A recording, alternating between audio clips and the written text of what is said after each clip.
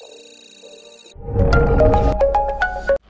will give you the treasures and riches stored in secret places. Magandang buhay sa lahat. Welcome back sa ating channel para sa treasure marker analysis. Meron tayong natanggap na magandang mga markers dito na ating i-analyze maya-maya lamang, pero bago tayo magpatuloy, shout out muna tayo. Shout out tayo kina Danny Flores, Freddy Soriano, Tating Nali Mansalay, Angelito Capistrano, Gilbert QB. Shout out din kay Jeffer Makiran, Glenn Mario, Victor Macabio, Cirilo Jaom, Geoffrey Corpus, kay user WP5. Shout out din kay Kawan Heart TV, Robert Cabonilas, Victor Aliaga, kay Pedrito Ray, Rogelio Cortez, Oliver Albarracin, Ariel Maestrado, kay Marco Hungculada, Dennis Mordino, Barbers, Vicentem Ligador, kay Arnel Lapor, Alex Parula, and lastly kina May Kerubin at Jero Mendoza at kay Brinda Giango. Shout out sa inyong lahat mga katiyats. Tayo na ngayon magpatuloy sa ating analysis. Magandang buhay mga katiyats. Napakaganda ng marker na padala sa atin dito. Ito ay talagang man-made na engraved straight line. Kasama na rin itong kanji sign for Hachi na mayroong isang guhit sa gitna. Legit marker yan for treasures at wala nang kaduda-duda pa. Okay, at iba pang picture dito. Ito merong line na kaganyan, and then merong mata, and then sa front ay parang may number 8 na ganyan. Okay, so atin yan balikan mamaya. Ito yung side view. Okay, lakihan natin. Ito yung side view niya. Okay, man-made talaga ito na butas. Okay, so atin na ngayon umpisahan ang pag-decode nito mga katiyats. Balik tayo doon sa ito, yung main picture. Okay, so nandyan si Katiits. Biniblurred ko ang mukha para hindi makilala. Okay, itong line dito ay talagang tool mark. May tool mark yan at medyo malalim. Yan ang talagang mga gawa ng tao. Siguro 2 inches deep ang lalim niyan. At kung ibase natin sa kamay niya, ay medyo mahaba kaysa buong kamay. So nasa palagay ko 1 meter ang haba nito. At kung feet naman, yan ay 3 feet. Okay, so meron na ba kayong ideya mga katiyats anong gagamitin nyo? Kapag ganyan na malaki, hindi na inches ang ating gagamitin, kundi feet or foot. Kasi kung inches, ilan ba yan? 36 inches yan. So masyadong malayo na para sa paghanap ng item. So gamitin natin ang 3 feet.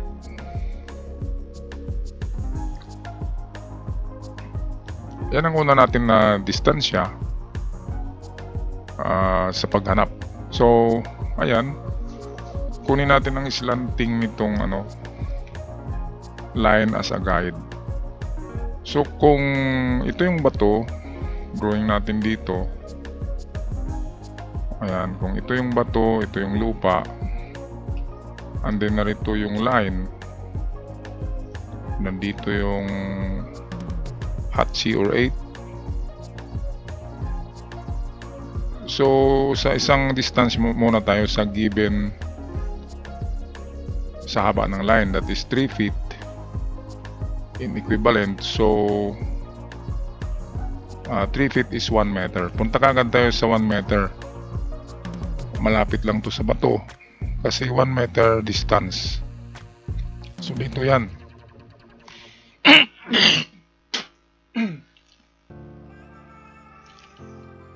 Okay, so dito yan sa harapan lang, 1 meter.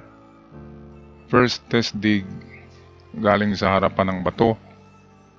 At pangalawa niyan ay tingnan natin kung saan tatama. Kaya nga ginawa ito na slant ito kasi guide na yan ang direksyon. So tingnan natin kung saan tatama yan. Lagyan natin ng nylon. Halimbawa dito tumatama. So dito ang pangalawang test dig natin. So number 2, test dig. Ito yung number 1. Okay, so alam nyo naman ang test dig natin 2 to 3 meters lang ang lalim. At kapag walang makitang maganda na man-made object sa 2 to 3 meters deep ay wag na magpatuloy at mag-adjust ng ibang distansya. Okay, meron din palang parang triangle dito. So ang triangle nagsabi, isa sa mga bato diyan ay may laman. So pwedeng itong bato na ito kasi malaki. Pwedeng itong nasa gilid niya, dito lang na portion yan. Ngayon dahil may hatchi or 8 yan, nakatagilid siya at meron siyang direksyon yan. So papunta rin siya dito. Ang kanyang direksyon ay katulad, kung tingnan nyo mga ka-THO, itong slant nitong maliit na linya ay ganun din ang slant nitong malaki. Kaya yan ay direksyon na papunta siya dito. Ating tinuturo niya ay ganun din ang harapan ng bato. Make that ang left side ng bato. Ngayon dahil sa hatchi yan, 8.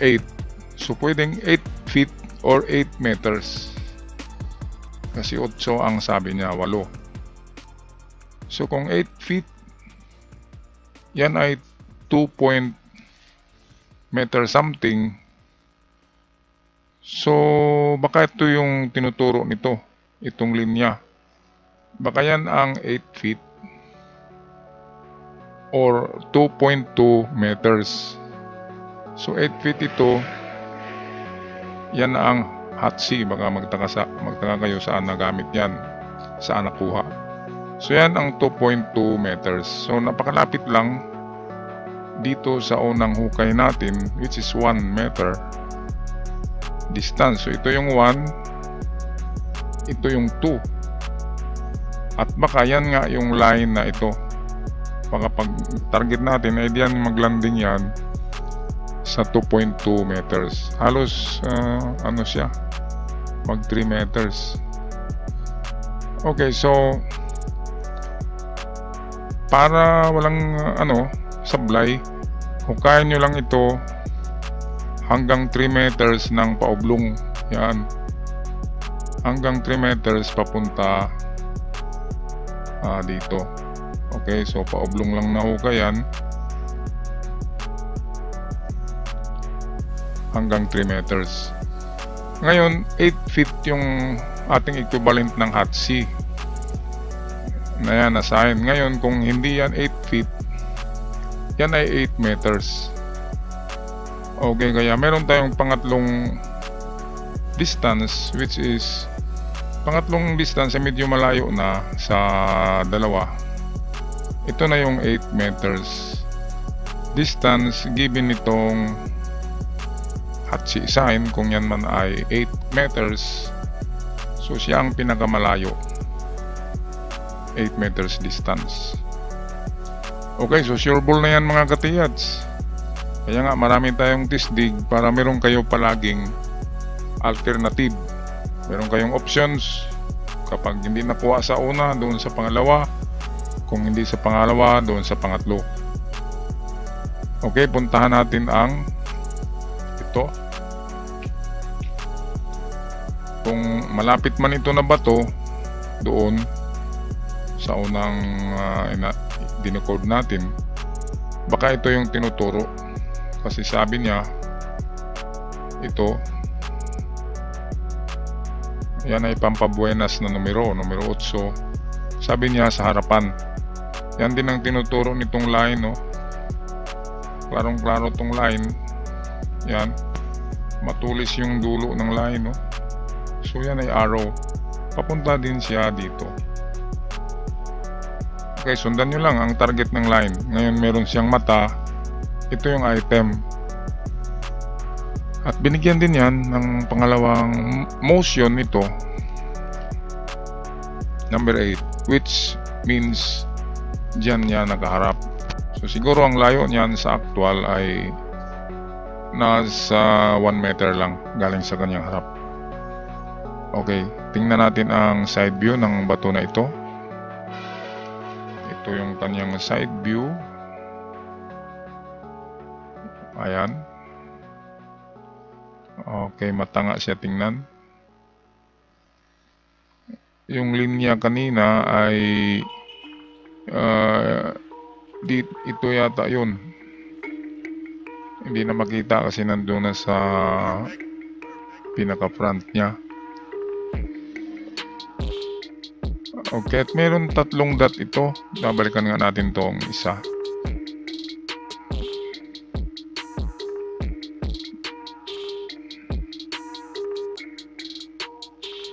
Hindi ko makita yung isang dot. Okay, ito pala. Merong 3 dot ito, naka-triangle ito. Ito yung mga treasure sign yan, pareho yan. Mga triangle ang formation. Nagsasabi yan na merong item sa isa sa mga bato. Kung ilang bato man ang nandyan, hukayin yung bawat bato sa harapan. Pero itong bato na ito mismo nagsasabi na nasa harapan nga niya ang item. Given yan dito, direksyon, at yan, item yan. Okay, so walang kaduda-duda ka-TH. Napakaganda ng marker nyo ay baka sakaling ibigay sa atin. Ito pala ka-TH, canopy. Ito yung canopy niya. Ito yung slanting line niya. Sundan yan. Dito yan ang digging spot mismo. Hindi na tayo magsasabi na doon sa unahan. Diyan na mismo kunin nyo ang slanting line dito at ituloy nyo sa baba, sa ground. At yan na yan, kasi given dito merong linya dyan kanina, kitang kita yon na papunta nga siya rito. Okay, kaya pwedeng ang hindi lang isa ang item dyan sa lugar na yan, kasi 2 magandang marker ang nandyan sa inyong site. Ito pala'y palayan, merong palay So palayan, maraming treasure sa palayan. Karamihan ng treasure dyan sa palayan ay nilagay nila sa concrete box na 2x2, 2x3x2. So 2 meters ang kapal, by 2 meters, so 3 meters tong dito pahaba siya. Yan ay medyo considered pa rin as giveaway. Merong 4 to 6 gold bars na tumitimbang ng 15 kilograms to 20 kilograms bawat isa. So imagine 6 or 4. Napakarami, napakabigat mga ka-TH. Okay, so hanggang dito lang ako. Maraming salamat sa inyong pagsubaybay at pag-subscribe sa ating channel. Sana swertihin kayo dyan. Magandang araw sa lahat. Paalam na.